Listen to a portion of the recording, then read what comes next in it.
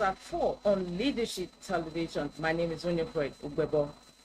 The presidential candidate of the Social Democratic Party, SDP, in the 2023 elections, Prince Adebayo, has declared his intention to become the party's flag bearer in the 2027 general elections. Adebayo's declaration came amid the influx of defectors into the party.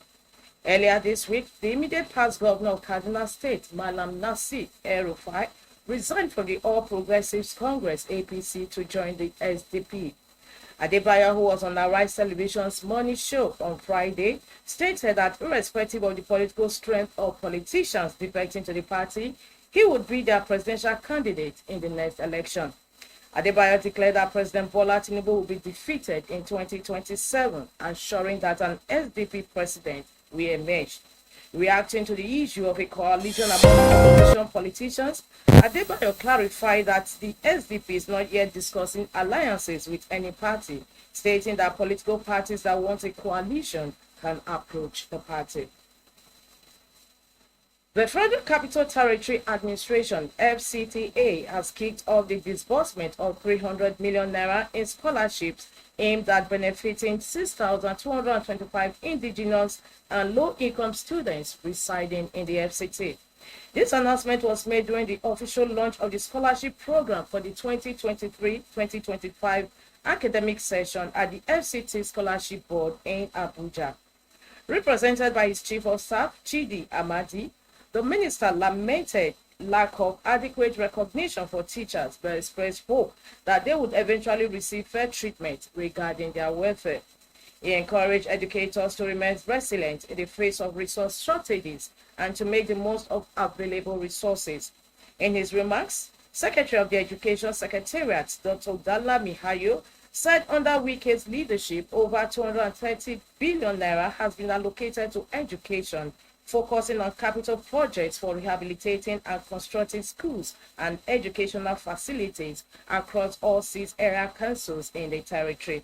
In her address, the director of the Scholarship Board, Mrs. Hannah David, said since its establishment in 2020, the board has aided the education of 146,000 FCT indigent students, many of whom she said were thriving in various fields today. Johns Hopkins University in the United States on Thursday announced plans to lay off more than 2,000 of its employees worldwide due to the Trump administration's massive reduction in foreign aid funds.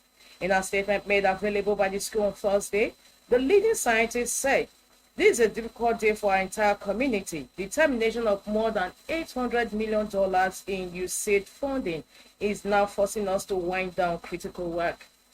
The university is based in Baltimore, Maryland, the largest city, an hour's drive north of the U.S. Capitol. Still, it is eliminating at least 1,975 jobs in projects across 44 countries and 247 jobs in the United States.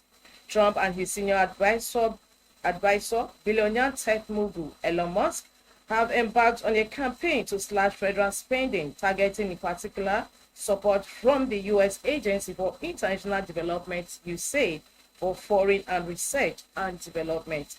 Johns Hopkins University is one of the institutions hardest hit by the drastic reductions. In early March, its president, Ronald Daniels, explained in a message to students and professors that federal money accounted for nearly half of the backing funds it received last year. Referring to a historical relationship between the first American research university and the government, he warned that students, researchers, and professors will see damage to programs designed to improve health, hygiene, and medicine worldwide. Now, sports. Aston Villa forward Marcus Rashford has been named in Thomas Tuchel's first squad as England manager. Rashford last played for England in a friendly against Brazil in March 2024, but has impressed since joining Villa on loan from Manchester United in January. Newcastle defender Dan Burn and Arsenal's Miles Lewis Kelly are in line for debut after receiving their first call-up. England is to start their qualifying campaign for the 2026 World Cup with a double header at Wembley against Albania and Latvia on Friday 21 and Monday March 24, respectively. Rashford is yet to score at Villa but has chipped in with 4 assists as he seeks to get his career back on track. The 27-year-old has won 60 caps for England, scoring 8 goals but fell out of favour with then manager Gareth Southgate following a drop-off in form at Manchester United.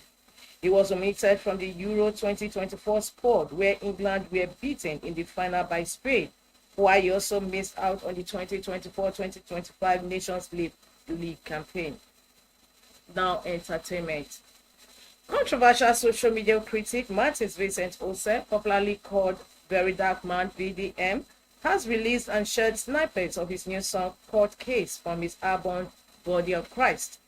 VDM, who shared parts of the music video on social media, urged his followers to stream his song so that he could make enough money to pay the charges the court has clamped against him. He also revealed that he hopes to collaborate with notable Nigerian artists such as Tubaba, Vector, M.I., Abanga, Magneto, and Mode 9. However, he admitted that financial constraints prevent him from featuring all the artists he admires, noting that gospel artist Mercy Chinwo inspired him. So this is the second song of my album titled Court Case. So I just want to give a shout out to Mercy Chinwo for being an inspiration behind this second hit, he said. VDM had previously faced criticism for referencing the body of Christ in his first recordings. However, this has not deterred him from continuing his musical pursuits. That concludes the news at 4 Leadership TV. Don't forget to log into www.leadership.ng for more news. Thanks for joining us. Thank you for watching. For sponsorship and advert placements, please contact 08036886158. Last Word Leadership Podcast Studio. You have the last word.